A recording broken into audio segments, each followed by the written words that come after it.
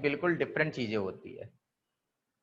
उसके बाद हम लोग समझे थे कि अराइल हैलाइड में Cl अगर हमको इंट्रोड्यूस करना है या Br इंट्रोड्यूस करना है तो एक बड़ा अच्छा सा रिएक्शन था जिसका नाम था सैंडमेयर्स रिएक्शन। ये हम लोग डिस्कस किए थे।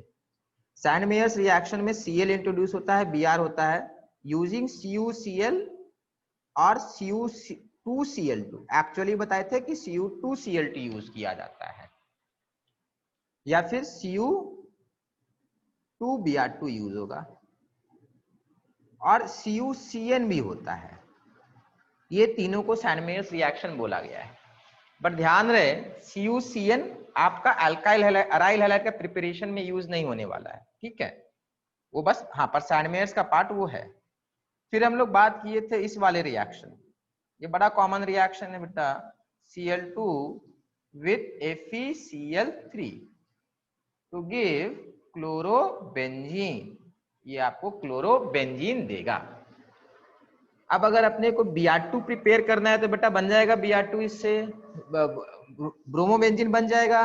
इसमें हम लोग क्या करेंगे, Br2 ले लेंगे और FeBr3 ले लेते हैं तो आपको ब्रोमोबेंजीन भी मिल जाएगा।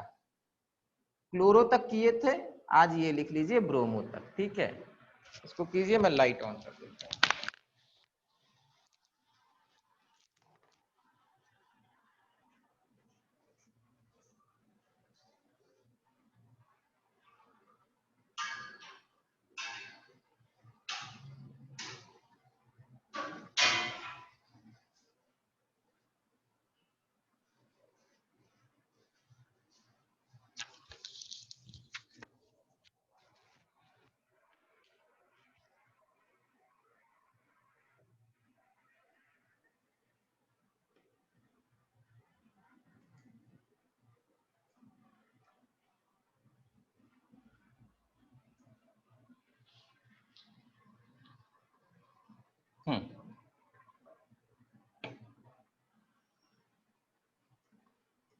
चलिए, ये सब हम लोग देखे थे बेटा। यहां पे FeCl3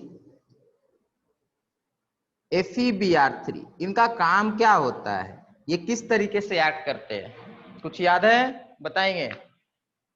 what is the nature of these FeCl3 FeBr3, बताइए। L से स्टार्ट होगा, बोलिए बेटा, L से स्टार्ट होगा इनका nature.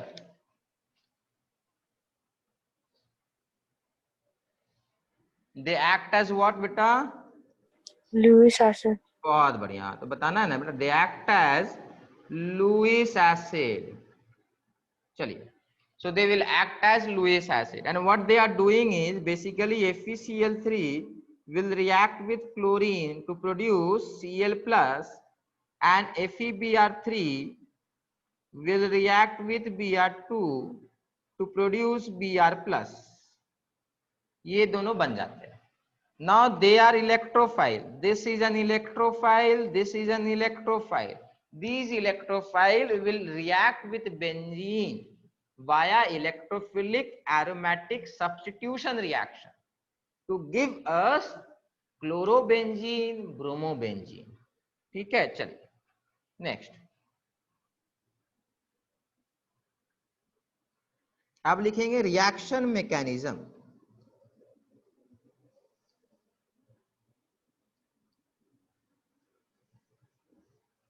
Reaction mechanism of electrophilic, आप लोग पूरा लिखेंगे, इलेक्ट्रोफिलिक एरोमेटिक सब्स्टिट्यूशन रिएक्शन। हम लोग करेंगे reaction mechanism of electrophilic aromatic substitution reaction.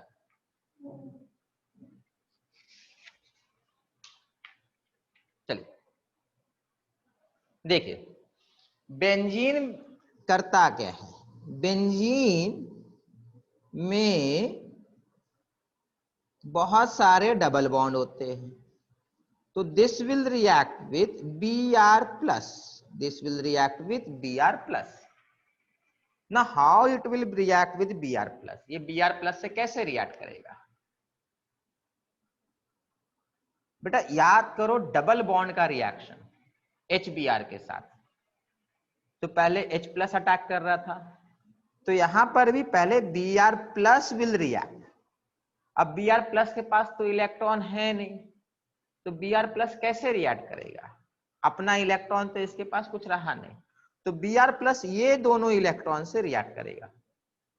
तो अब आप सोचिए बेटा, इसको भूल जाइए, यहां पर ये वाला जो है ना, इस पार्ट को बेटा आप भूल जाइए, आप सिर्फ यहां पर फोकस कीजिए। तो दिख नहीं रहा है डबल बॉन्ड का H प्लस के साथ एडिशन, डबल बॉन्ड का H प्लस के साथ एडिशन। याद कीजिए C डबल बॉन्ड C होता था, H प्लस ऐड करते थे, तो इसको खोलकर एक तरफ H लगा दिया करते थे, दूसरी तरफ प्लस चिपका देते थे।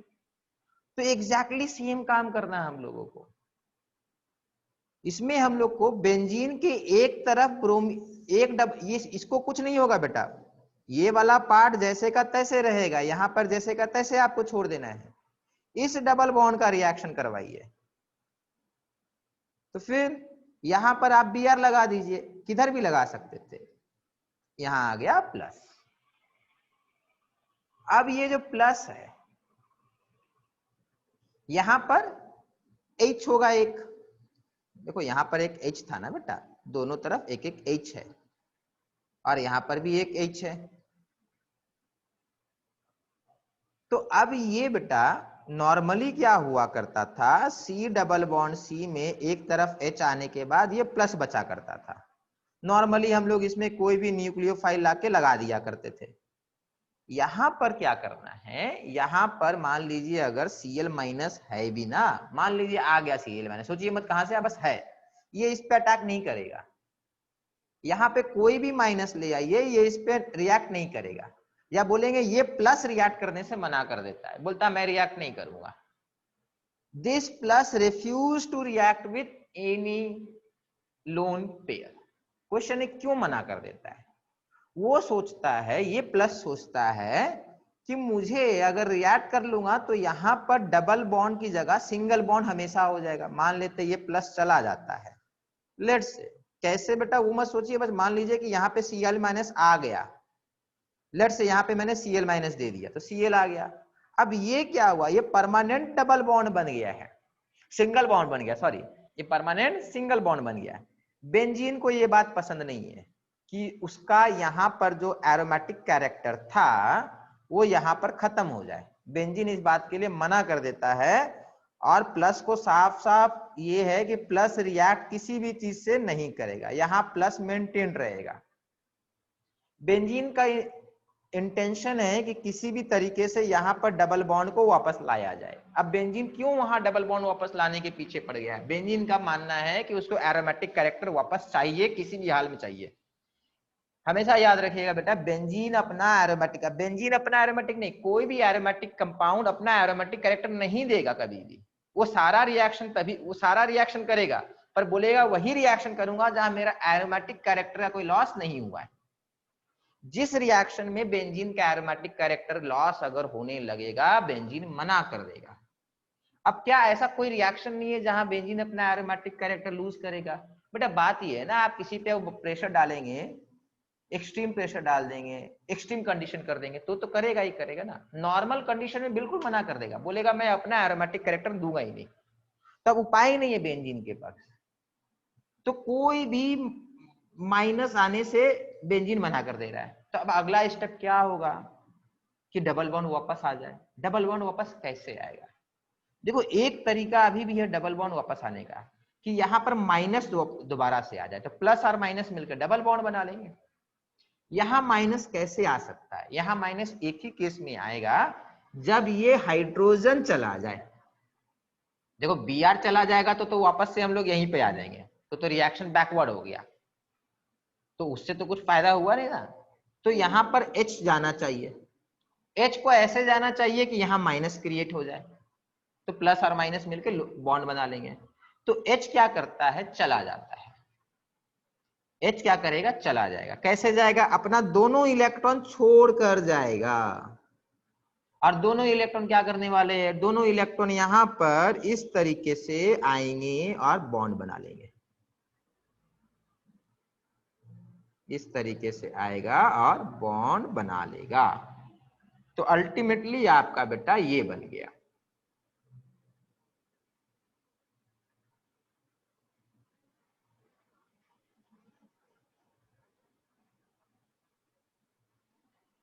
एरोमेटिक कैरेक्टर दोबारा बेंजीन वापस लाके मानेगा, वो अपना एरोमेटिक कैरेक्टर नहीं छोड़ेगा।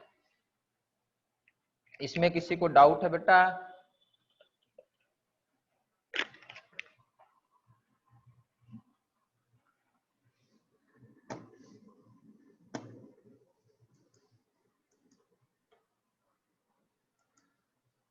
किसी को डाउट इसमें?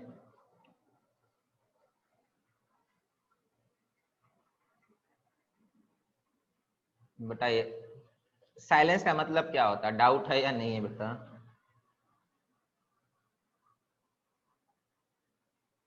नहीं है सर।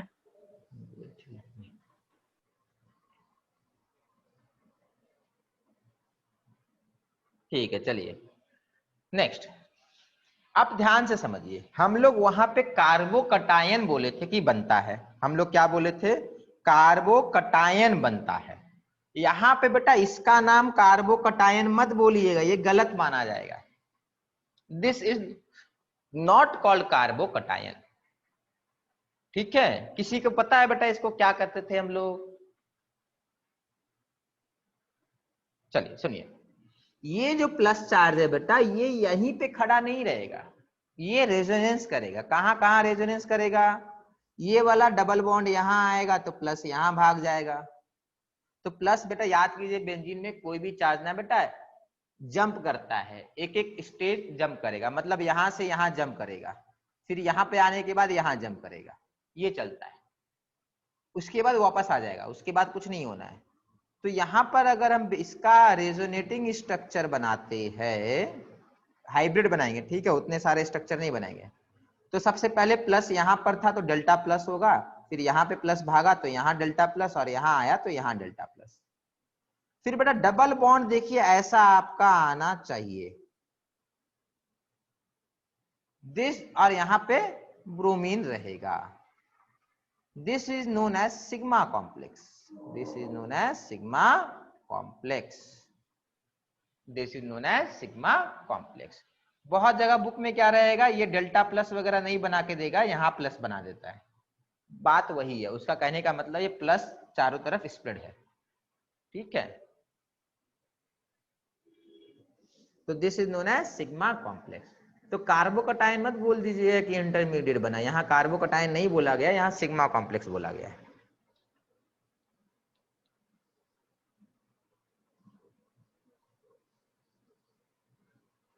ठीक है बेटा, क्वेश्चन आता है why benzene do not undergo addition reaction. Benzene double bond में कोई चीज ऐड क्यों नहीं करता है? क्यों नहीं करता है? क्योंकि अगर कर लेगा तो उसका एरोमेटिक कैरेक्टर चला जाएगा। तो benzene does not undergo any addition reaction because upon addition reaction it loses its aromatic character. So benzene कुछ नहीं करेगा, वो बोलेगा कि हाइड्रोजन को ले जाओ, ब्रोमीन ले जाओ। तो such reaction are known as substitution reaction. Such reactions are known as substitution reaction. अब देखो आर डी एस कौन है? ये है अपना R dot D dot S. So इसीलिए इसको नाम हम लोग इलेक्ट्रोफिलिक एरोमेटिक सब्स्टिट्यूशन रिएक्शन दे दिए। इसमें किसी को डाउट? चलिए नेक्स्ट।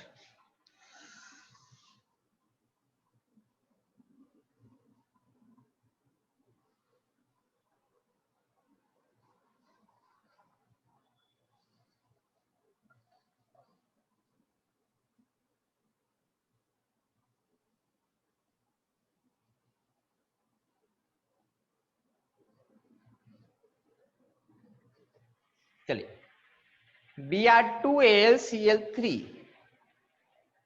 बेटा यहां आपको AlBr3 नहीं चाहिए, AlCl3 से भी हो जाएगा। देखो सिर्फ आपको लुईस एसिड चाहिए, ठीक है, लुईस एसिड आपको चाहिए।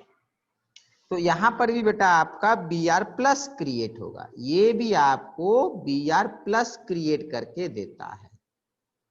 This will also produce Br plus.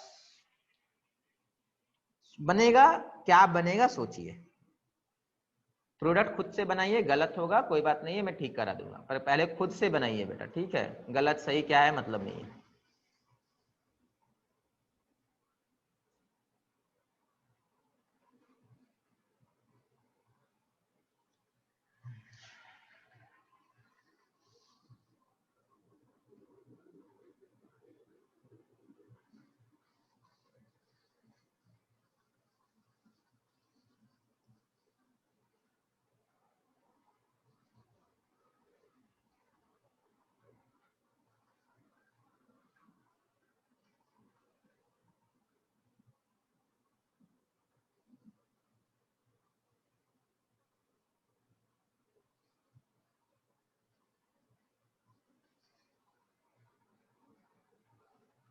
Hopefully सबका यही बना होगा।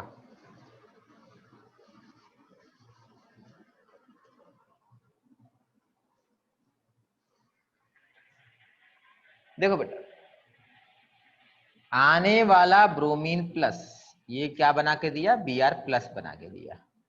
आने वाला ब्रोमीन प्लस कहाँ अटैच होगा, ये जो पहले से ग्रुप प्रेजेंट है ना, ये डिसाइड करता है। ये CH3 बताएगा ब्रोमीन को कि कहाँ जाना है आपको, CH3 बताएगा।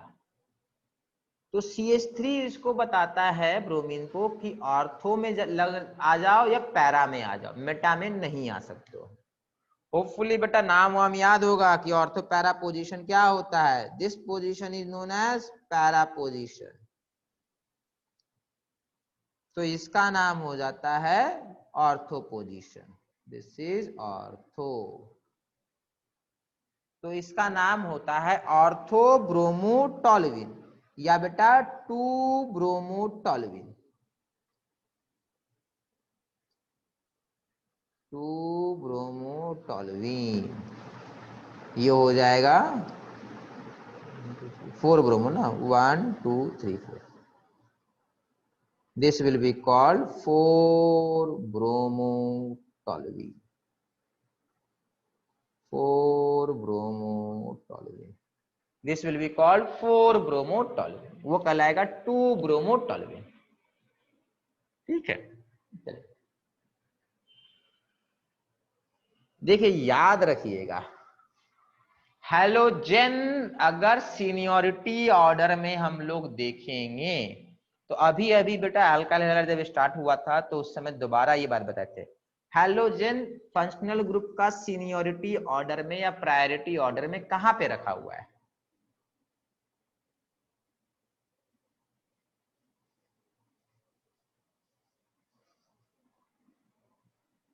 सबसे नीचे। सबसे नीचे, बहुत बढ़िया। तो मतलब ऊपर कौन आएगा? CH3 आएगा। तो कभी भी भूल से भी इसको नंबर 1 मत कर दीजिएगा बेटा। ये वाला क्वेश्चन जेई एडवांस में पूछ चुका है, कुछ नहीं किया था, यहाँ पे 1 लगा के एक बार पूछा और फिर एक बार यहाँ पे 1 लगा के पूछा, बोला बोला कौन सा नंबरिंग सही है। ठीक है, तो 1 कभी भी यहां नहीं लग सकता है, हमेशा आपको यहां लगाना है। तो इसके दो नाम हो सकते हैं, या तो मैं इसको पूरे को टॉल्यूइन बोल दूं, या तो फिर मैं इसको सिर्फ बेंजीन बोल दूं। तो अगर उसको मैं बेंजीन बोल देता हूं तो मेरे को लिखना होगा मेरे को लिखना होगा 4 ब्रोमो 1 मिथाइल बेंजीन। देखो ये भी आपका नाम है किसका? इसी कंपाउंड का। सो आइदर ये बोलिए या ये बोलिए। उस एग्जाम में क्या किया था, ये वाला ऑप्शन दिया था और ये वाला ऑप्शन दिया था, और एक उल्टा करके दिया था, 1 कर दिया था उसको। ठीक है, ब्रोमीन को 1 कर दिया था। ठीक है, तो आप ये 4 ब्रोमो टॉल्यूइन बोल सकते हैं, 4 ब्रोमो 1 मिथाइल बेंजीन भी बोल सकते हैं। चलिए, अब क्वेश्चन है कि ऐसा क्यों हुआ कि ऑर्थो पैरा हुआ। तो देखो CH3 is ortho para director, CH3 is ortho para director.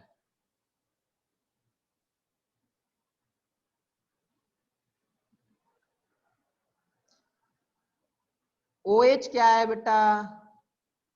OH is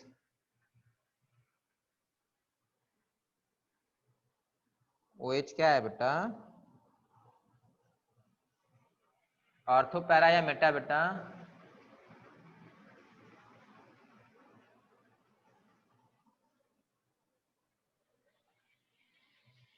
OH is ortho para या मेटा?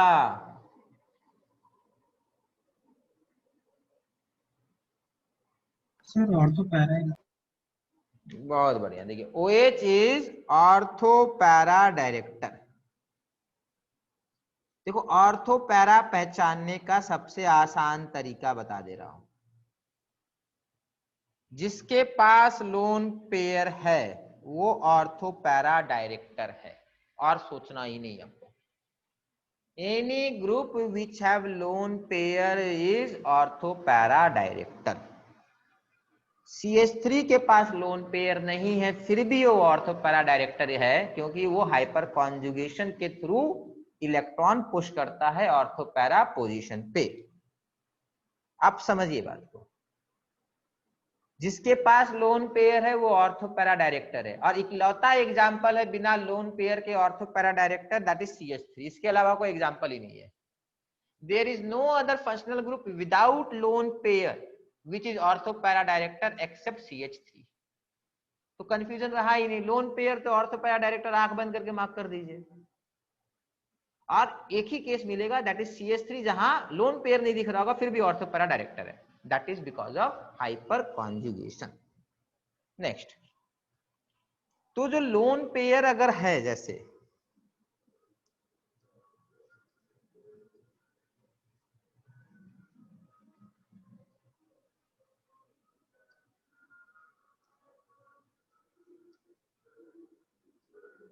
इसका आप रेजोनेटिंग स्ट्रक्चर बनाएंगे।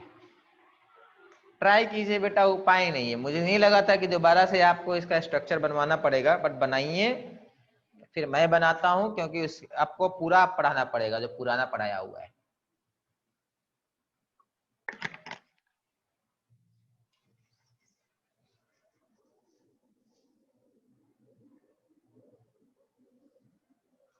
अब तो स्कूल भी नहीं होगा बेटा, घर पे रिवाइज करते ना बेटा। दिन भर तो घर पे पूरी सुबह से लेकर शाम तक तो कुछ रहा ही नहीं होगा अभी तक।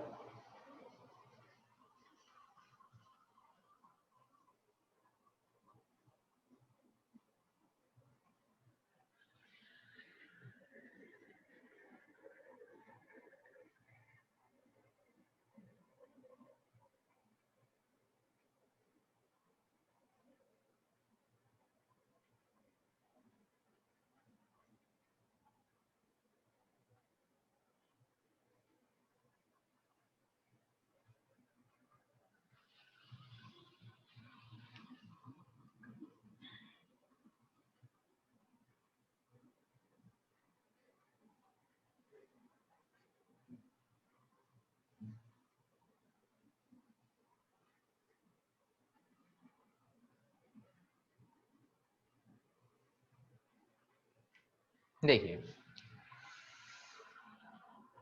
ये रहा लोन पेयर, ये इस तरीके से आएगा और ये इस तरीके से आएगा। 1 मिनट और समय दे रहे हैं। जिनको जो लोग स्टार्ट नहीं किए हैं देख लीजिए अच्छे से। ये ऐसे आना है और ये ऐसे आना है।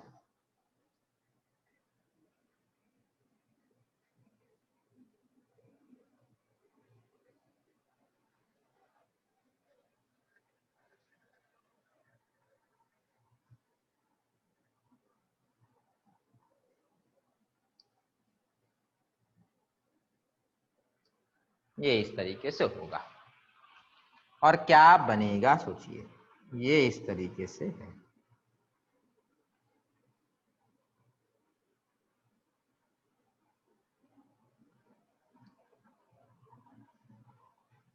यहाँ डबल बॉन्ड आएगा, यहाँ माइनस आएगा, यहाँ डबल बॉन्ड आएगा, यहाँ ये आएगा, साथ में ऑक्सीजन के ऊपर प्लस चार्ज आएगा।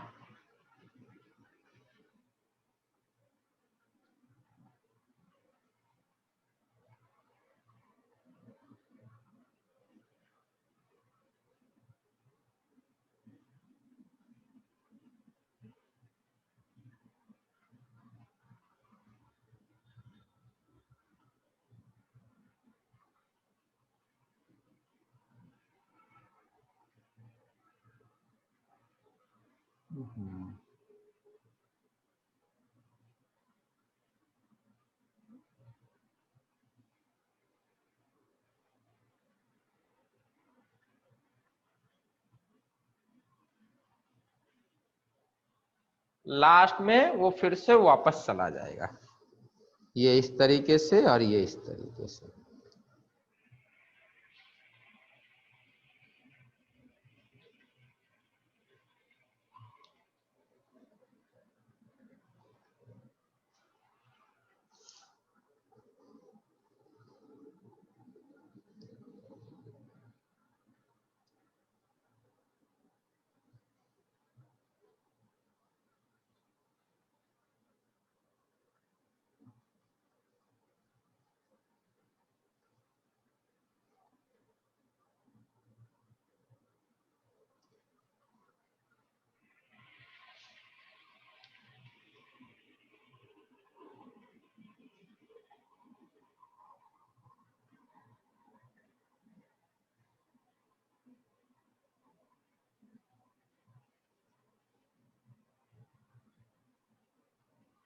अब देखिए बेटा, इसका अगर हाइब्रिड बनाएंगे तो कैसा बनेगा।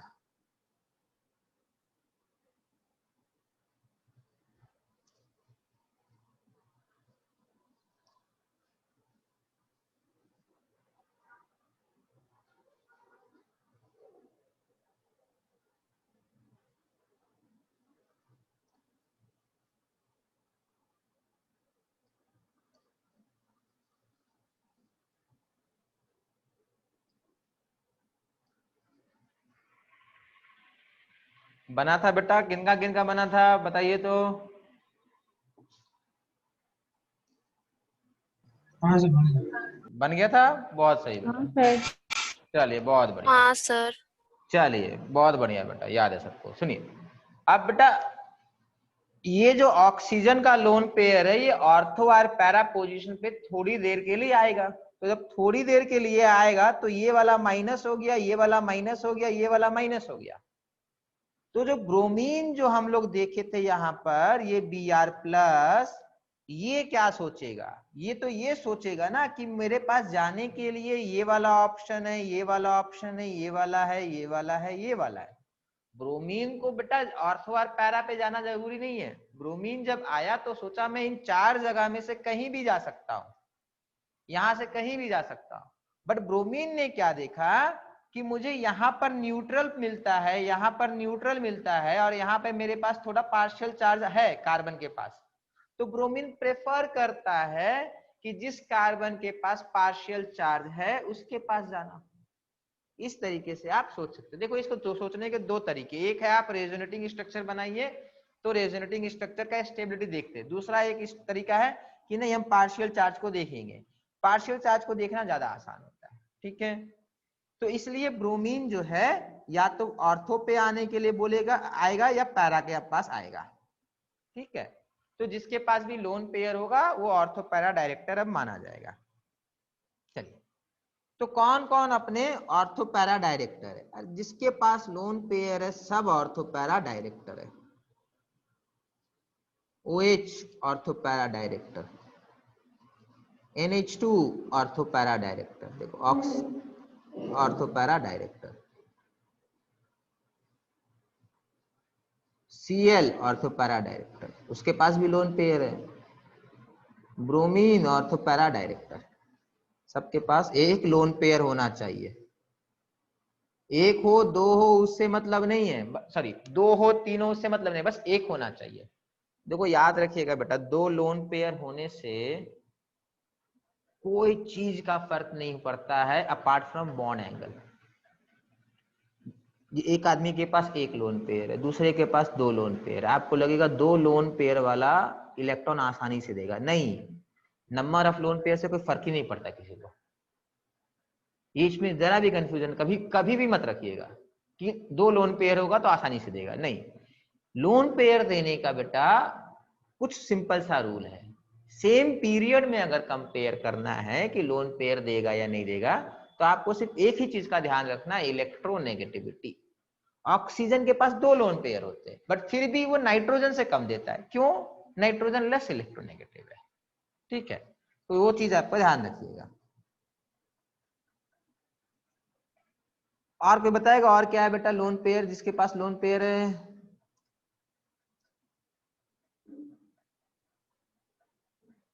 ओ हाँ बेटा, ओ माइनस बोले क्या? ठीक है चलिए ओ माइनस। अब अगला बेटा पूछा जाए बेटर कौन देगा, तो सबसे अच्छे से ज्यादा ओ माइनस देगा। ओ माइनस से बेटर कौन देगा? एन माइनस देगा। माइनस चार्ज हमेशा आसानी से देता है compare to neutral atom. Minus charge हमेशा आसानी से देगा कंपेयर टू न्यूट्रल एटम। तो all these are ortho para director. अब आता है एक्टिवेटर। दो कॉन्सेप्ट है, एक है ऑर्थो पैरा डायरेक्टर, दूसरा है एक्टिवेटिंग एंड डीएक्टिवेटिंग। दूसरा है एक्टिवेटिंग डीएक्टिवेटिंग। समझिए बात को, एक्टिवेटिंग डीएक्टिवेटिंग। तो ऑर्थो पैरा समझ में आ गया, वो डायरेक्ट करता है कि कहां जाएगा आने वाला electrophile. Activating deactivating rate of reaction decide करता है। और दोनों अलग चीज है, दोनों अलग चीज है। इसका मतलब है ortho para director can be activating, ortho para director can be deactivating. बहुत लोग ये सोचते नहीं ऑर्थो पैरा डायरेक्टर तो एक्टिवेटिंग होगा, जरूरी नहीं है। दोनों के रीजंस अलग होते हैं, समझे? वो चीज है, वही है ना। जैसे कि इसका एक रीजन ये है कि यहां पे पार्शियल माइनस आया, ये रीजन माना जाता है इसका ऑर्थोपेडिक।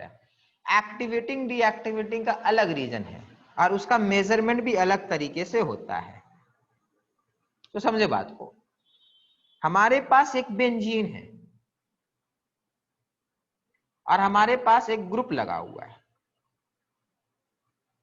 हमारे पास एक, किसको ऊपर भेजे, इसको ऊपर भेजते हैं।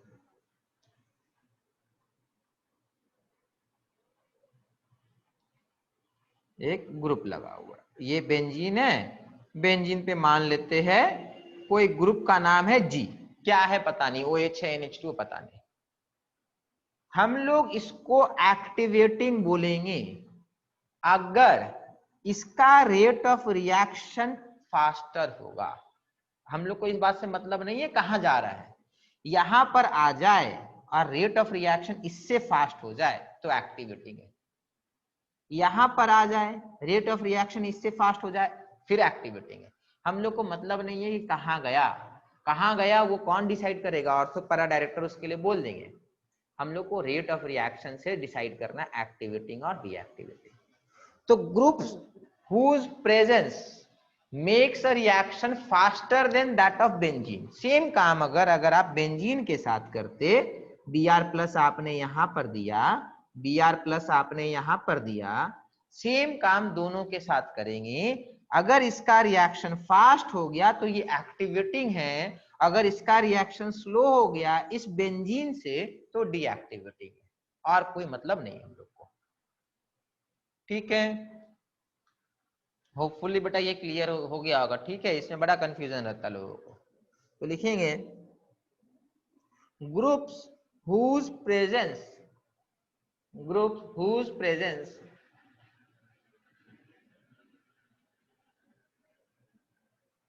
increases the rate of reaction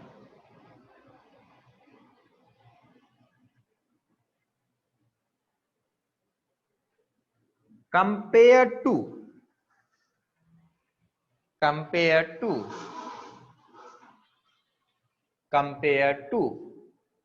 reaction of benzene with same reagent. Groups whose presence increases the rate of reaction compared to reaction of benzene with same reagent are called activating, उनका नाम होगा एक्टिवेटिंग। ये clear है बेटा? आज जो decrease कर देगा वो डीएक्टिवेटिंग माना जाता है।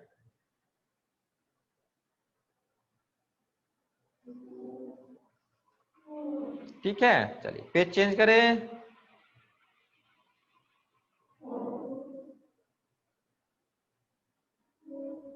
चलिए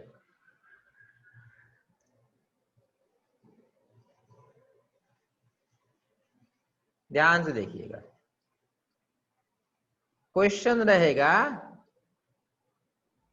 Cl is deactivating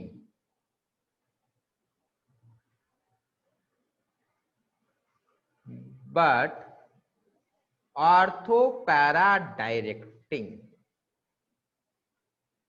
Cl is deactivating but orthopara directing. Why? और ये जो भी हम लोग बात कर रहे हैं इलेक्ट्रोफिलिक एरोमेटिक सब्स्टिट्यूशन रिएक्शन के लिए बात कर रहे हैं। Cl इज ऑर्थोपैरा डायरेक्टिंग है, बट ऐसा नहीं है कि बेंजीन कोई भी क्लास ऑफ रिएक्शन, अब पेरिसाइक्लिक रिएक्शन में थोड़ी ना दिखाएगा ये सब, वहां कोई और फीचर आएगा। मतलब यहाँ पे जो भी मैं बात कर रहा हूँ बेंजीन का कि एक्टिवेटिंग है, ये डीएक्टिवेटिंग है, that means everything I am saying for electrophilic aromatic substitution reaction. Nucleophilic reaction की अगर बात करेंगे तो यहाँ पे उल्टा हो जाएगा, जब वो करेंगे तब बता देंगे, ठीक है। चलिए बेटा बताएंगे कोई बेटा क्यों ऐसा हो जाता है कि क्लोरीन है तो ऑर्थोपैरा में भेजता बट है डीएक्टिवेटिंग, मतलब रिएक्शन रेट स्लो करवा देता है, ऐसा क्यों हुआ? क्योंकि सर वो इलेक्ट्रॉन विड्रॉइंग है। इलेक्ट्रॉन कैसे विड्रॉ कर रहा है बेटा? लोन पेयर से तो इलेक्ट्रॉन दे रहा है बेटा, ये तो लोन पेयर अपना अंदर भेजा ना बेटा।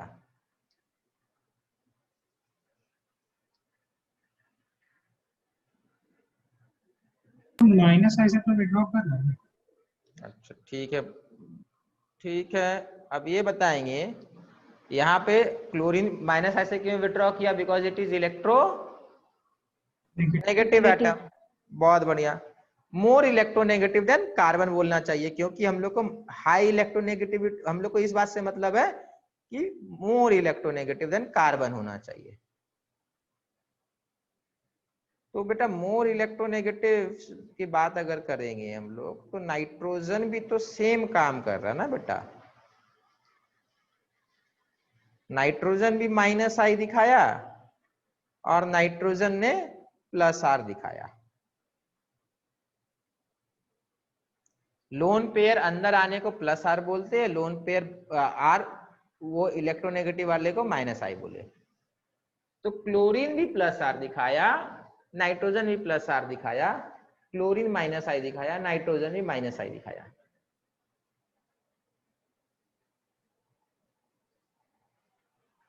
सर नाइट्रोजन का प्लस चार्ज ज्यादा स्ट्रॉन्ग रहता है। प्लस फिर से बोलिए। सर नाइट्रोजन का प्लस चार्ज ज्यादा स्ट्रॉन्ग रहता है। अच्छा, नाइट्रोजन का प्लस चार्ज ज्यादा स्ट्रॉन्ग है, या बोलेंगे ठीक है। हाँ, पर आंसर में हम लोग क्लोरीन के बारे में बोले, क्लोरीन का कम है ना प्लस आर, ठीक है। क्वेश्चन है कि क्लोरीन का प्लस आर कम क्यों है?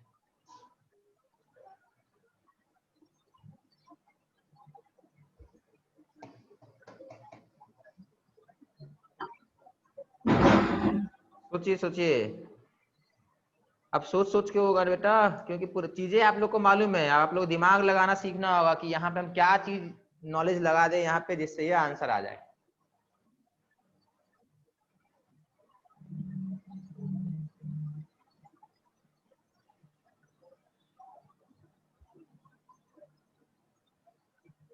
क्लोरीन का प्लस आर क्यों कम हो गया और इतना कम हो गया?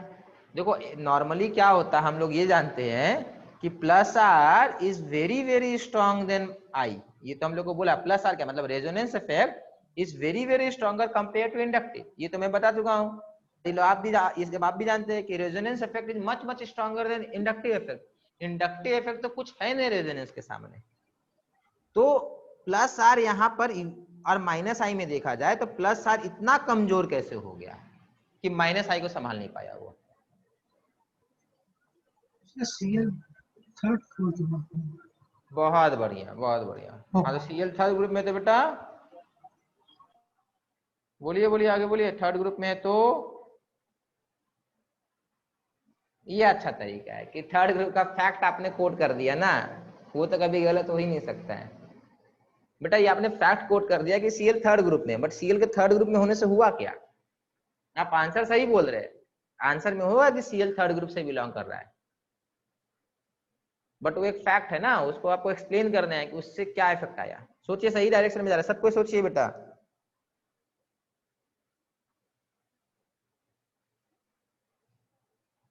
थर्ड ग्रुप में होने से क्या बताए थे, क्या हो जाता है? साइज बड़ा हो जाता है, और साइज बड़ा होने से क्या प्रॉब्लम आने लगती है?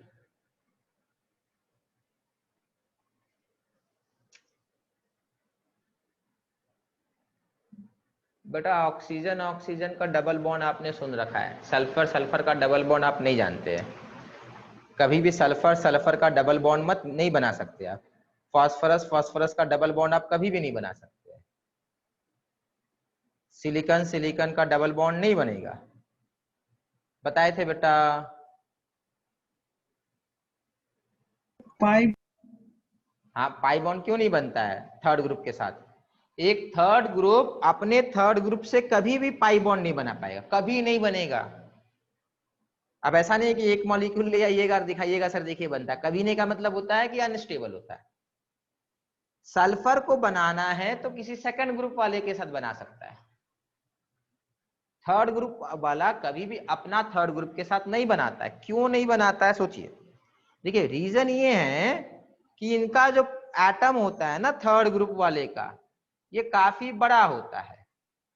तो इनका एटम जब बड़ा हो जाता है तो ये बॉन्ड लेंथ दूर हो जाते हैं, तो सल्फर सल्फर का बॉन्ड लेंथ दूर हो गया। और पाई बॉन्ड में बता रखा हूं कि वाइड होता है, अब इतना वाइड थोड़ी ना होगा कि पूरा बॉन्ड ही बना लेगा, नहीं बना। ये पाई बॉन्ड का देखो बेटा, इसका एक लिमिट है, इसको एक्सपैंड कराने का एक लिमिट है। ऐसा नहीं है कि यहां से यहां तक एक्सपैंड करा दीजिएगा, ये नहीं होता है। पाई बॉन्ड का बेटा ये साइज का एक लिमिट दिया हुआ है, उससे बहुत ज्यादा आप वाइड नहीं कर सकते। तो यहां पर क्या होता है, ये इतना ज्यादा डिस्टेंस क्रिएट हो जाता है कि ये लोग इफेक्टिव ओवरलैप नहीं कर पाते। ऑक्सीजन के साथ कर लेते हैं क्योंकि ऑक्सीजन छोटा एटम हुआ, ऑक्सीजन छोटा एटम हुआ, तो उस समय ऑक्सीजन थोड़ा पास चला आता है, उस समय ऑक्सीजन थोड़ा पास चलाएगा और ये ऑक्सीजन कर लेगा। बट पॉइंट ये है कि ये अभी भी इतना अच्छा नहीं है जितना ऑक्सीजन ऑक्सीजन का होता है। ऑक्सीजन ऑक्सीजन का काफी अच्छा होगा। तो ध्यान रखिएगा, जो भी थर्ड ग्रुप वाले जब भी पाई बॉन्ड बनाएंगे, एक तो अपने साथ कभी नहीं बनाएंगे, वो सेकंड ग्रुप के साथ बनाएंगे और किसी के साथ नहीं बनाते। थर्ड ग्रुप वाला थर्ड के साथ नहीं बनाएगा, फोर्थ के साथ नहीं बनाएगा, किसी के साथ नहीं बनाएगा। वो जब भी बनाएगा सेकंड ग्रुप वाले के साथ बनाएगा, ठीक है। और जब थर्ड ग्रुप वाला सेकंड ग्रुप के साथ बनाता है तो बॉन्ड बनता जरूर है बट उतना स्ट्रांग नहीं बनता है। तो हम लोग को यहाँ आंसर देना है बेटा कि ओहो ये क्या बता रही है, हम लोग को यहाँ आंसर देना है कि chlorine plus are effect exert किया है, but the plus R effect of chlorine is weaker compared to minus I effect of chlorine because due to large size of chlorine, pi overlap is not very effective या not very strong। समझ में आया? ये आपको समझाना है।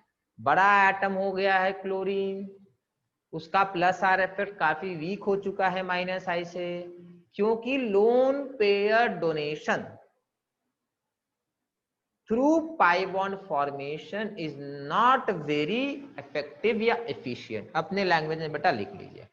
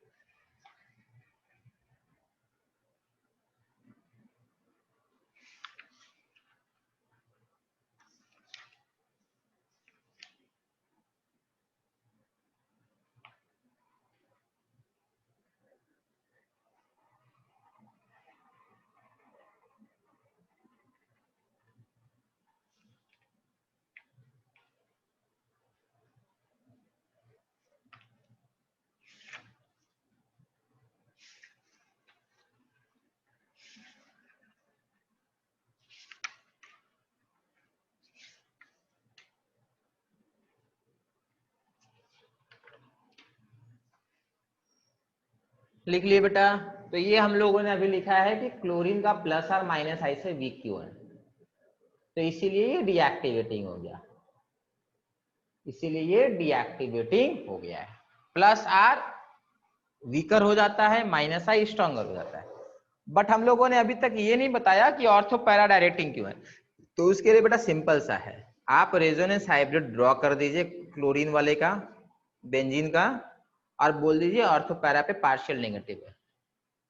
तो अभी हम लोग ये किए कि डीएक्टिवेटिंग क्यों है, अब हम लोग को बताना ऑर्थो पैरा डायरेक्टिंग क्यों है। तो हम लोग का आंसर इस तरीके से होना चाहिए कि रेजोनेंस हाइब्रिड ड्रॉ कर देंगे और बोलेंगे कि अच्छा ये रेजोनेंस हाइब्रिड ड्रॉ करना था ना,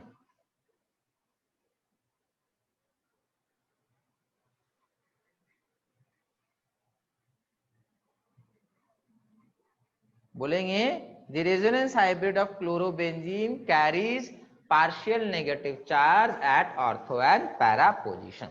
बस रेजोनेंस हाइब्रिड ऑर्थो और पैरा पोजीशन में पार्शियल नेगेटिव चार्ज कैरी किए करेगा।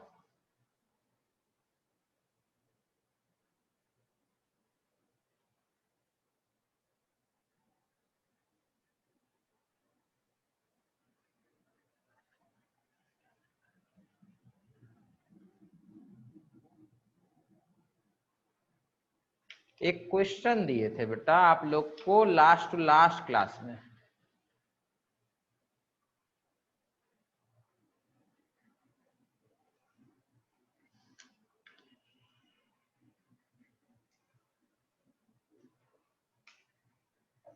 याद है? चलिए वो क्वेश्चन भी डिस्कस करेंगे, ये भी डिस्कस करेंगे।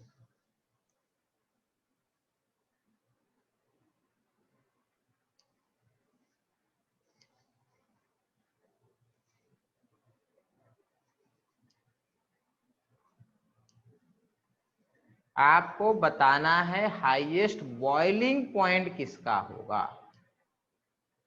और हाईएस्ट मेल्टिंग पॉइंट किसका होगा, ये दो चीज आपको बताने हैं। बताइए, 1 मिनट में आए, बना के रखिए बेटा, 1 मिनट में आ रहे, ठीक है?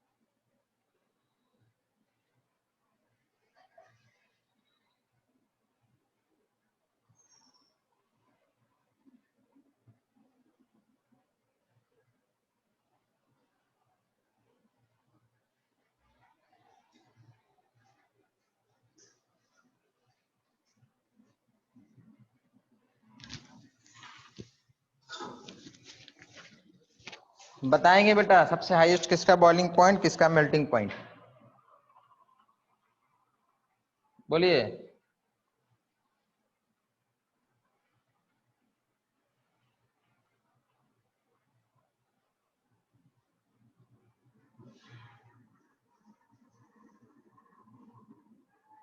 चलिए बॉइलिंग पॉइंट तो बताइए बेटा हाईएस्ट किसका होगा, थर्ड वाला इसका सबसे हाईएस्ट क्या हो जाएगा, बॉइलिंग पॉइंट।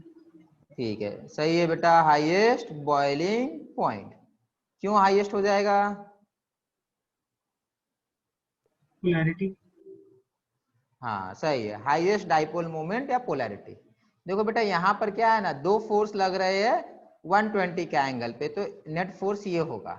बट यहाँ बेटा अच्छा यहाँ 60 में लग रहा था, यहाँ 120 में लगेगा, तो यहाँ डाइपोल मोमेंट कम हो जाएगा, लेस पोलर। ये नॉन पोलर है। तो बेटा याद रखिएगा, बॉइलिंग पॉइंट अगर आपका पता करना है तो मॉलिक्यूलर वेट, अगर देखो सबसे पहले हाइड्रोजन बॉन्ड खोजा कीजिए, हाइड्रोजन बॉन्ड मिल गया तो उससे आंसर आ जाएगा, वो भी इंटर मॉलिक्यूलर। हाइड्रोजन बॉन्ड आपको नहीं मिल रहा है तो फिर पोलैरिटी पे आइए, डाइपोल मोमेंट पे, फिर उससे डिसाइड कीजिए। सबसे पहले हाइड्रोजन बॉन्ड से डिसाइड करना है, वहां पे अगर हाइड्रोजन बॉन्ड से डिसीजन नहीं हो पाता तो पोलैरिटी पे आना है, ठीक है। पोलैरिटी पे आपको मिल जाएगा आंसर। नेक्स्ट है, बॉइलिंग पॉइंट तो हो गया, मेल्टिंग पॉइंट का क्या करें? मेल्टिंग पॉइंट का क्या करें? देखो मेल्टिंग पॉइंट में ना बेटा डाइपोल मोमेंट वगैरह कुछ खास रोल प्ले नहीं करेगा।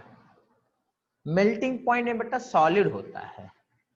अब देखो जब सॉलिड का आप अगर स्टैक बनाते हैं, कार्टून ले आया, या कोई भी सामान को अगर एक के ऊपर एक के ऊपर एक के ऊपर रखना है आपको, तो सामान जब अच्छा से सिमेट्रिकल होता है ना, तो आप आसानी से रख पाते हैं, तो ज्यादा आसानी से स्टैक कर सकते हैं। फॉर एग्जाम्पल क्यूब आ गया बेटा, तो क्यूब को एक यहाँ रखे, दूसरा क्यूब यहाँ रखे, तीसरा क्यूब यहाँ रखे, बड़ा अच्छे से पैकिंग होता है। बट अगर कोई ऑड शेप आ जाए तो पैकिंग में डिफिकल्टी होता है। तो यहाँ पे सबसे अच्छे से पैकिंग किसका होगा बेटा? मान लेते हैं डब्बा बनाकर अगर कोई मॉलिक्यूल आपको दिया जाए, 1,00,000 मॉलिक्यूल दे दिया जाए, तो सबसे कम स्पेस में कौन किसको रख पाइएगा?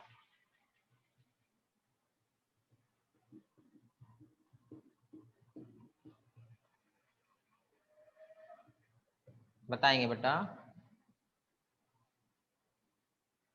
आसानी से सबसे अच्छे में से कौन फिट आएगा बेटा?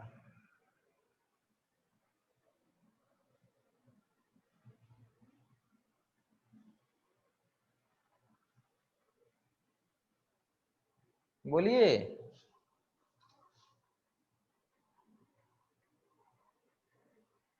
ये सिंपल क्वेश्चन है, इसमें क्या दिमाग लगा रहे? फर्स्ट वाला। हाँ बिल्कुल सही है, highest melting point.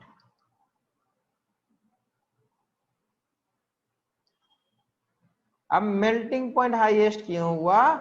Due two symmetrical fitting.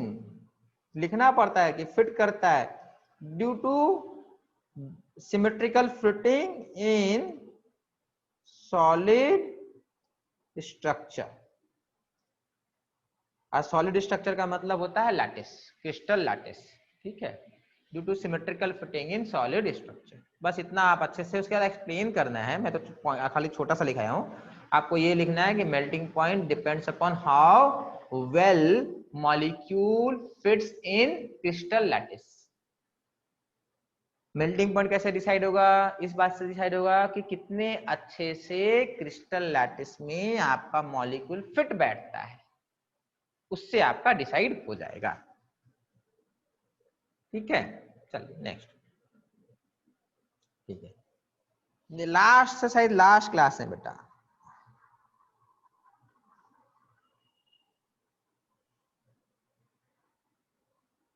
शायद ये वाला क्वेश्चन दिए थे, मुझे याद नहीं है।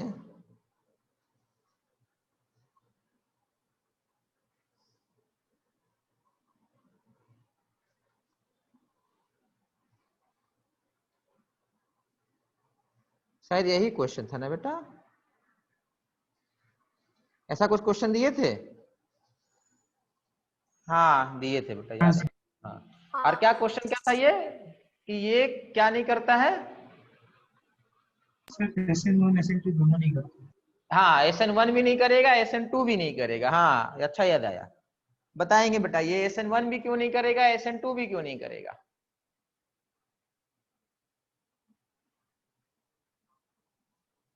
देखो SN2 क्यों नहीं करेगा ये क्लियर होना चाहिए। SN2 के लिए बेटा देखो होगा क्या, ये मॉलिक्यूलर कोई न्यूक्लियोफाइल है अपना, तो ये न्यूक्लियोफाइल को बड़ा मेहनत करना पड़ेगा। ये हाइड्रोजन यहाँ बैठा हुआ है, यहाँ 2 हाइड्रोजन बैठे हुए हैं, यहाँ 2 हाइड्रोजन है, यहाँ 2 हाइड्रोजन है, ठीक है। इसको बहुत बहुत बहुत ज्यादा मेहनत करना पड़ेगा पीछे से आने के लिए। यहाँ से आने के लिए इसको अंदर से घुस के आना होगा, नहीं आ सकता है। ये स्क्वायर जितना आपको वाइड दिख रहा है उतना स्क्वायर वाइड होता नहीं है, ठीक है। यहाँ पे इतना जगह नहीं है जितना आपको दिख रहा है, तो ये पीछे से आ ही नहीं सकता। तो SN2 तो खत्म किस्सा। SN1 क्यों नहीं करेगा? SN1 करने के लिए कार्बोकटायन बना के देखिए, कार्बोकटायन इसका लाइफ में नहीं बनता है। ये कार्बोकटायन कभी नहीं बना है आज तक, ये कार्बोकटायन नहीं बनता है, नॉट फॉर्म, नॉट फॉर्म या डू नॉट फॉर्म, ठीक है, जो भी है।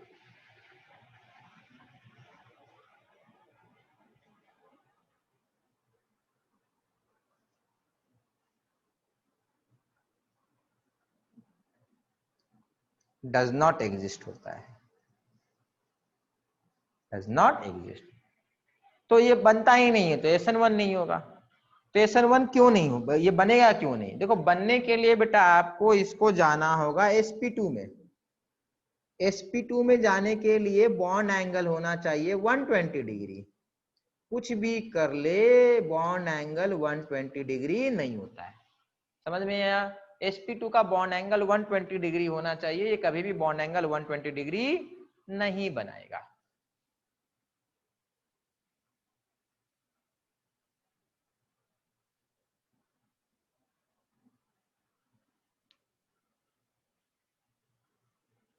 समझ में आया? आंसर खुद से लिख लेंगे बेटा, बोल देंगे SN2 इसलिए नहीं होता है क्योंकि बैक साइड अटैक नहीं होता है ड्यू टू स्टेरिक क्राउडिंग।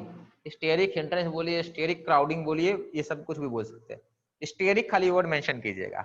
और SN1 इसलिए नहीं होता है क्योंकि इसका जो कार्बोकटायन बन रहा है वो कभी एग्जिस्ट नहीं करता है, ठीक है। ये कार्बोकटायन दिखा के बना के दिखा दिया कि एग्जिस्ट नहीं करेगा। फिर ये क्वेश्चन आया कि ये कार्बोकटायन क्यों नहीं बनता, तो फिर वहां समझाइएगा कि sp2 अगर होना है किसी को तो 120 का बॉन्ड एंगल है, ये कभी 120 अचीव ही नहीं कर सकता है, ठीक है। ये रिंग टाइप हो गया ना, 120 कभी नहीं बनेगा ये। सर सारा ब्रिजेट कार्बन sp2 कभी नहीं बनाएगा। हाँ, कोई भी ब्रिज ऐसा रहेगा तो नहीं बनेगा। देखो भाई, ब्रिज बेटा बड़ा हो जाएगा ना, मान लेते हैं कि ऐसा कुछ हो जाए,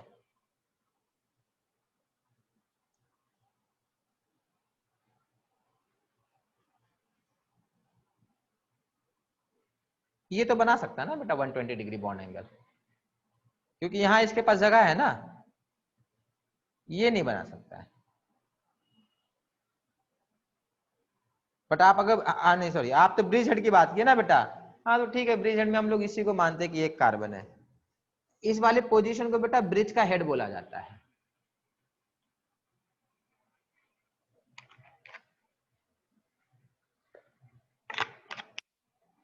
नहीं बेटा, ब्रिज हेड जो है ना वो हर किसी भी जगह यूज हो सकता है। यहाँ जो बनाए थे उसके लिए ब्रिज हेड यूज हो जाएगा, ठीक है। इसको भी ब्रिज का हेड बोला, जहां भी ये 3 वाले लोग होते ना वो निकल रहे हो तो उसको ब्रिज हेड बोल देते हैं हम लोग। ये वाला मॉलिक्यूल आप अच्छे से याद रखेंगे, ठीक है। आजकल ये ना होता नहीं, कुछ कुछ आइटम हॉट होता है ना, तो अभी ये चल रहा है आजकल। लास्ट ईयर से ये थोड़ा देख रहे हैं कि ज्यादा कॉमन हो गया है। एग्जाम में अभी तक नहीं आया है बट दिखने लगा, आजकल टेस्ट सीरीज वगैरह में काफी दिखने लगा है।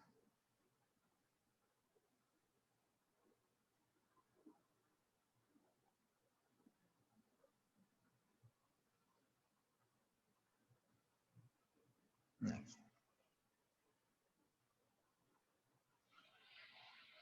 और क्या क्वेश्चन है?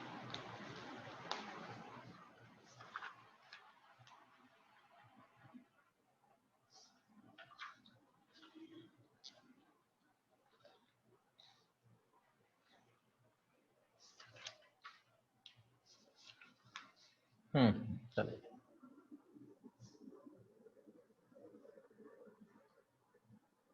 अब शुरू होगा reactions of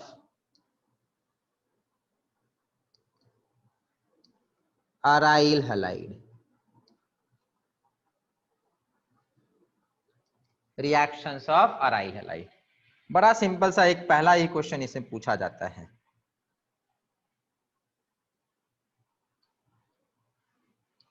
CH3Br, KCN, CH3Cl, simple सा क्वेश्चन लेता है। फिर ये करेगा कि यहां पे Br चिपका देता है,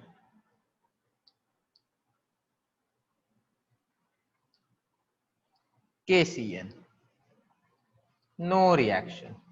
ये तो मैंने आपको बता रखा था कि अल्काइल हैलाइड जो रिएक्शन दिखाता है, अराइल हैलाइड वो सारा रिएक्शन दिखाता ही नहीं है।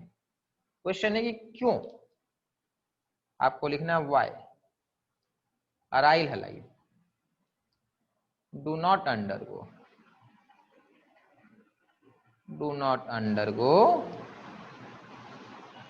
नहीं,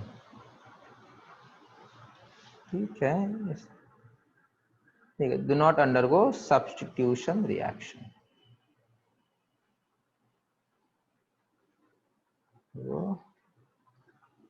न्यूक्लियोफिलिक substitution reaction.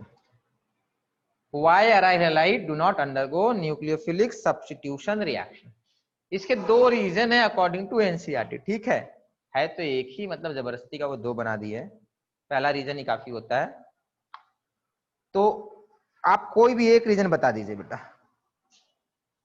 ऐसा क्यों हो रहा है कि ये रिएक्शन दिखाने से मना कर दिया। दो है इसके, हाँ एनसीईआरटी में दोनों ही है सर, देख लेते हैं। जो भी हो, हम लोग को तो दोनों लिखना ही लिखना है।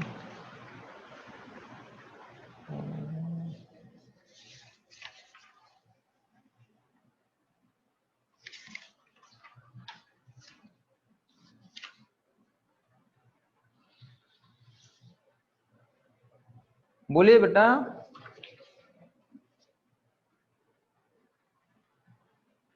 नहीं, इसमें तो बहुत चार रीजन दिया, चलिए चारों लिखा देंगे। बोलिए बोलिए, जल्दी से बोलिए बेटा।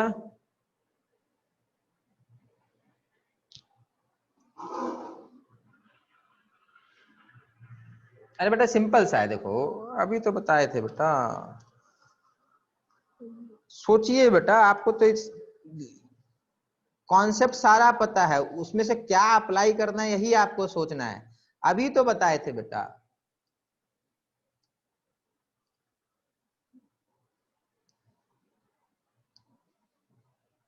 देखिए अब बताइए, सब्स्टिट्यूशन रिएक्शन कौन सा सब्जेक्ट, न्यूक्लियोफिलिक भी लिखा दिए, उसके बाद तो कुछ बचना ही नहीं चाहिए। आवाज आ रही है तो?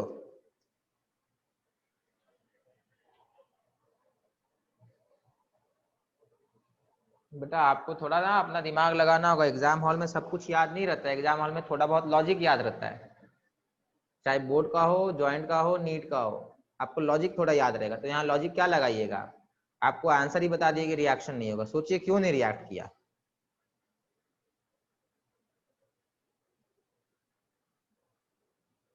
सोचिए। सर प्लस चार्ज वहाँ पे, प्लस चार्ज, प्लस चार्ज वहाँ पे नहीं रह सकता। प्लस चार्ज,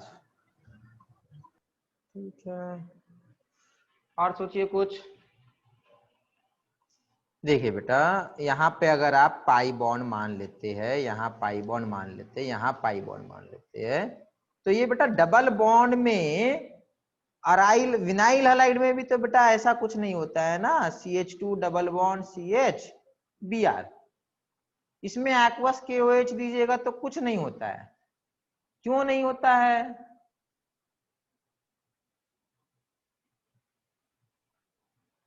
ये जो माइनस चार्ज है, ये लो, जो इसका पाई इलेक्ट्रॉन है ये भगा देता है इसको। तो यहां पर जो पाई इलेक्ट्रॉन है ये न्यूक्लियोफाइल को भगा देगा, बार बार पास में जाएगा, रिपेल कर देगा। सो benzene ring is electron rich. Benzene का इलेक्ट्रॉन जो रिंग है वो इलेक्ट्रॉन रिच है, न्यूक्लियोफाइल जाता है भगा देता है उसको। प्लस SN1 SN2 दोनों नहीं हो सकता है, SN2 के लिए आपको बेटा यहां से अटैक करना है, जो ऑलमोस्ट इम्पॉसिबल है, और रिंग के अंदर घुस के यहां से अटैक करना है, वो ऑलमोस्ट इम्पॉसिबल हुआ, वो कभी अटैक नहीं करेगा। तो SN2 तो खत्म। SN1 कराने जाइएगा तो यहाँ पे आपको प्लस चार्ज क्रिएट करना है, डबल बॉन्ड के ऊपर प्लस चार्ज, मतलब विनाइल के ऊपर प्लस चार्ज, वो भी नहीं बनता है। कार्बन कार्बन डबल बॉन्ड के ऊपर प्लस नहीं आता है। लास्ट क्लास में कहते कि विनाइल वाला क्यों नहीं किया, तो यहाँ प्लस चार्ज नहीं आएगा। एक और रीजन है जो इंपॉर्टेंट है, जब इसका रेजोनेंस हाइब्रिड बनाइएगा तो यहाँ पे आप पार्शियल डबल बॉन्ड क्रिएट कीजिएगा। अब ये सिंगल बॉन्ड बचा ही नहीं है, अब ये पार्शियल डबल बॉन्ड हो गया है, ये ब्रेक करने से मना कर देता है। क्लियर है ये? तो लिखेंगे, चलिए एनसीईआरटी के अकॉर्डिंग लिख सकते हैं। Carbon chlorine bond, carbon chlorine bond of aryl halide, ठीक है, या क्लोरोबेंजीन लिख लीजिए, ठीक है। Carbon chlorine bond of chlorobenzene have partial double bond character, have partial double bond character in resonance hybrid, फिर resonance hybrid बना लीजिएगा। So carbon chlorine bond has partial double bond character in resonance hybrid. As a result, chlorine refuses to act as a leaving group. As a result, chlorine refuses to act as a leaving group. Chlorine will refuse to act as a leaving group, मना कर देता है जाने से, बोलता है हमको leaving group का एक्शन दिखाना ही नहीं है, ठीक है। चलिए फिर रेजोनेंस हाइब्रिड बना लेंगे, ठीक है बेटा।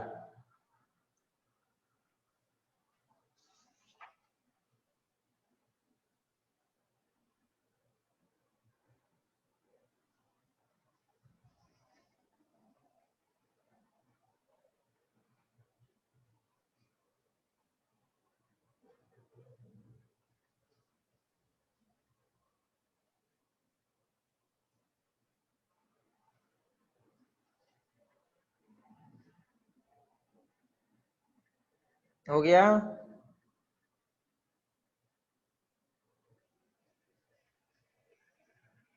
Next,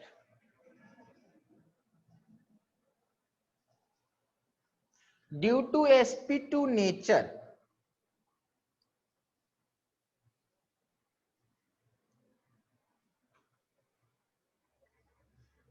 and partial double bond character,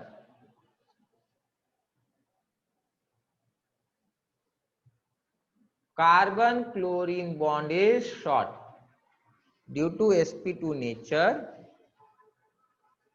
वहां sp2 का एरो बना लीजिएगा, and carbon and partial double bond character, carbon chlorine bond is shorter and stronger.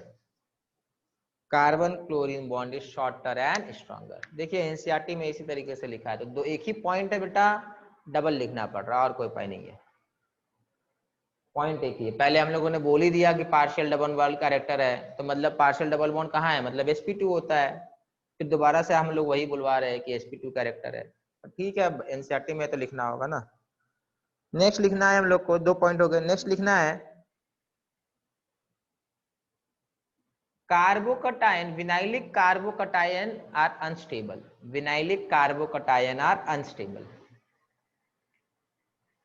Vinylic carbocation are unstable,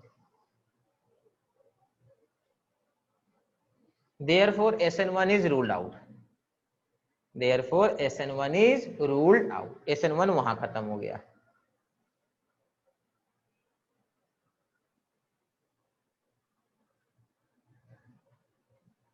next है nucleophile is repelled by, nucleophile is repelled by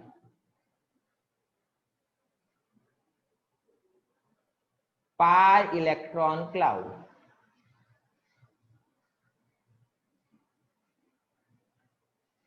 therefore backside attack, therefore backside attack, electron sorry pi electron cloud of benzene ring repels nucleophile. Pi electron cloud of benzene ring repels nucleophile.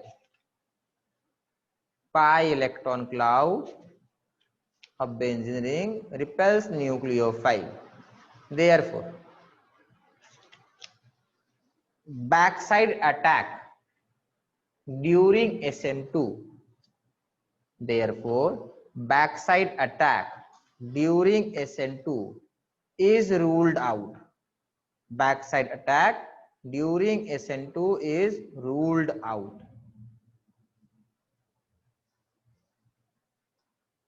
ठीक है, चलिए next. अब ध्यान से देखेंगे।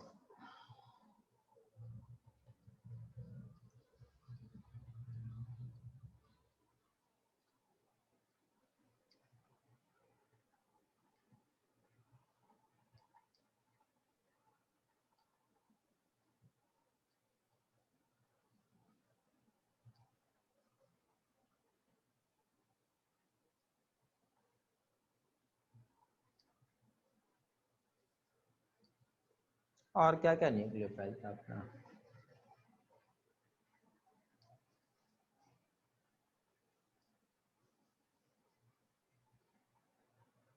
ठीक है,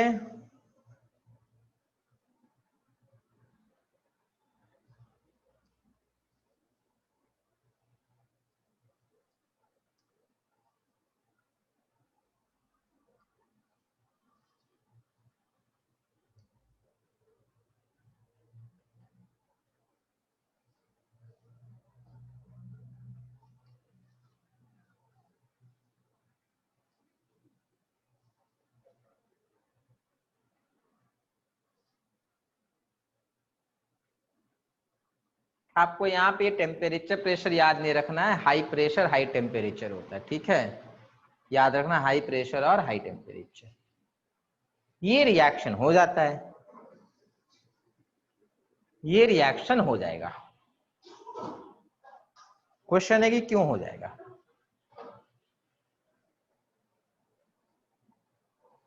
ये रिएक्शन क्यों हो गया? देखो, ये रिएक्शन इसलिए होगा क्योंकि अब इसको एकदम फोर्स कर दिया गया है।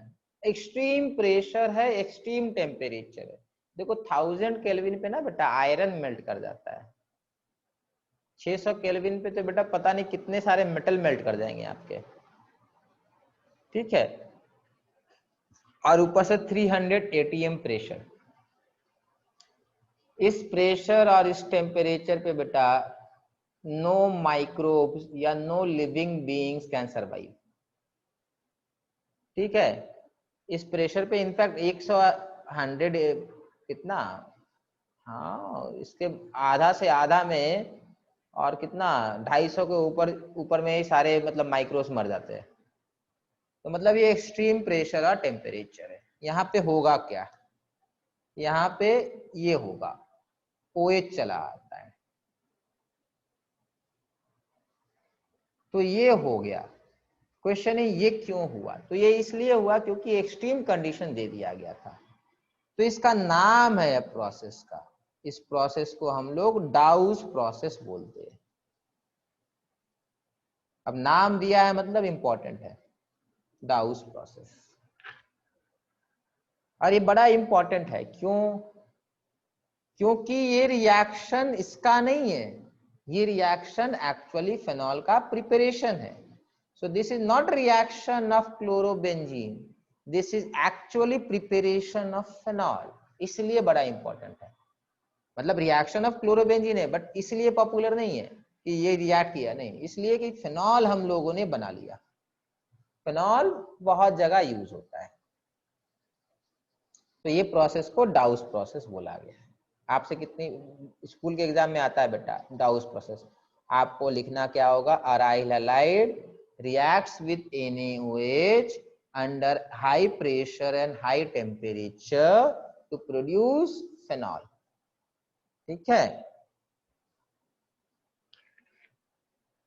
ये आएगा बोर्ड एग्जाम में। ठीक है, ज्वाइंट वगैरह में नहीं आता पर बोर्ड में आता है बेटा डाउस प्रोसेस। तो मैं फिर से रिपीट कर रहा हूँ, क्या लिख लेना है, अराइल हैलाइड या क्लोरोबेंजीन लिख लीजिए, ठीक है, क्योंकि डाउस प्रोसेस में ना क्लोरोबेंजीन यूज होगा, ब्रोमोबेंजीन नहीं यूज होगा, ठीक है, हाँ, ये जरूरी है, ठीक है, याद रखिएगा। ब्रोमो से होता है बट उसको डाउस प्रोसेस नहीं बोला गया। लिख लेंगे chlorobenzene when heated with aqueous NaOH, chlorobenzene when heated with aqueous NaOH, bracket में 623 केल्विन, या हाई टेम्परेचर लिख लीजिए, high temperature under high pressure, high temperature के बाद अंडर हाई प्रेशर, ब्रैकेट बंद करने के बाद अंडर हाई प्रेशर। अब इसमें लिख लीजिए अंडर 300 ATM। तो chlorobenzene upon heating with aqueous NaOH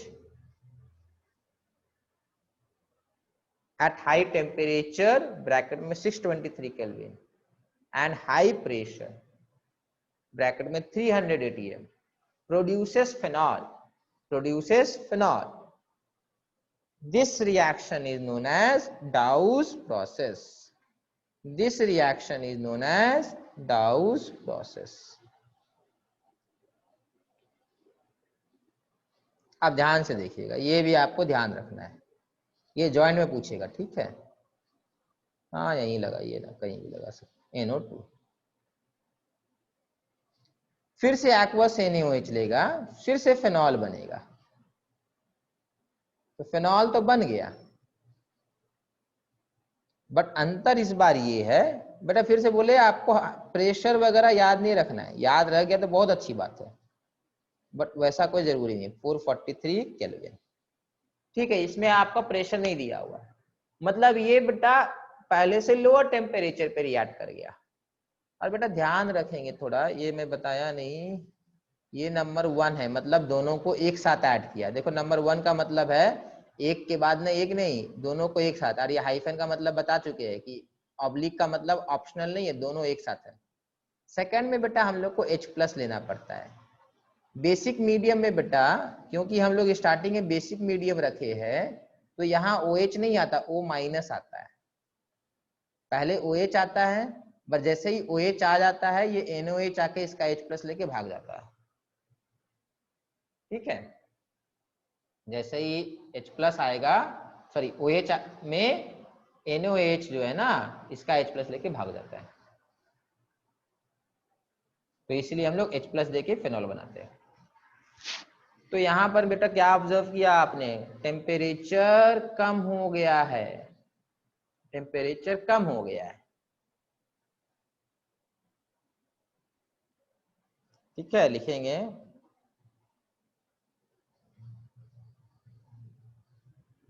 presence of electron withdrawing group, presence of electron withdrawing group makes Dawes process easier, presence of electron withdrawing group makes Dawes process easier, presence of electron withdrawing group makes Dawes process easier।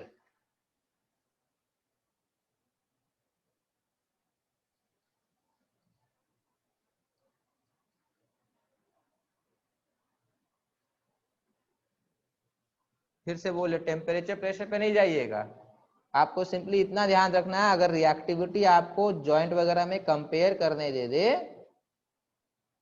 तो कर लेना है। Warm water, बस गर्म पानी, reaction हो जाएगा।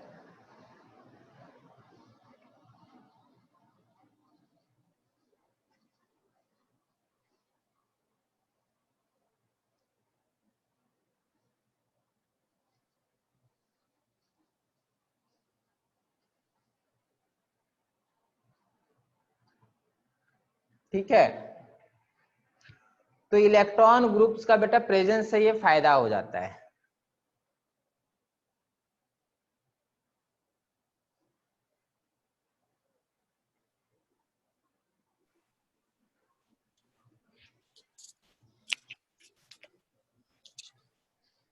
हो गया, चलिए बेटा, हाँ कोई डाउट है बेटा बोलिए।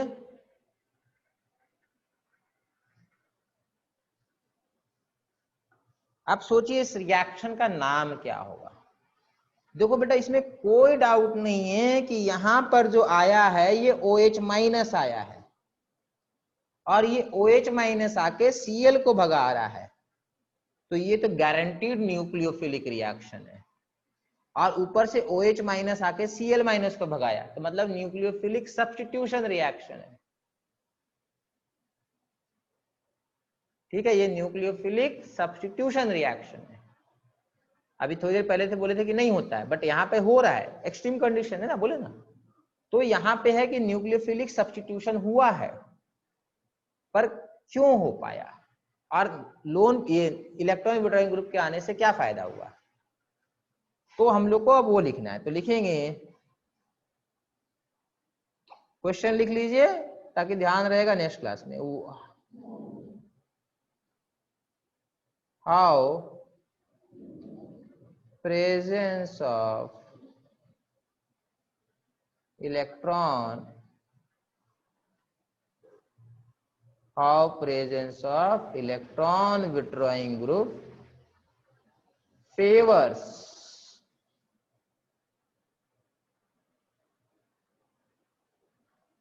न्यूक्लियोफिलिक,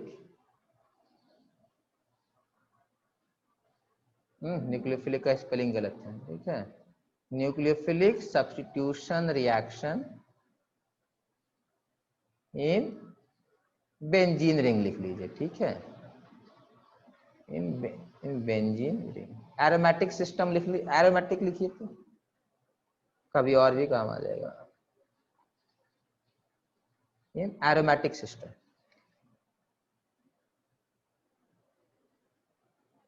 एरोमेटिक सिस्टम, ठीक है बेटा। ठीक है, नेक्स्ट क्लास में बेटा यहां से कंटिन्यू करेंगे, ठीक है। सर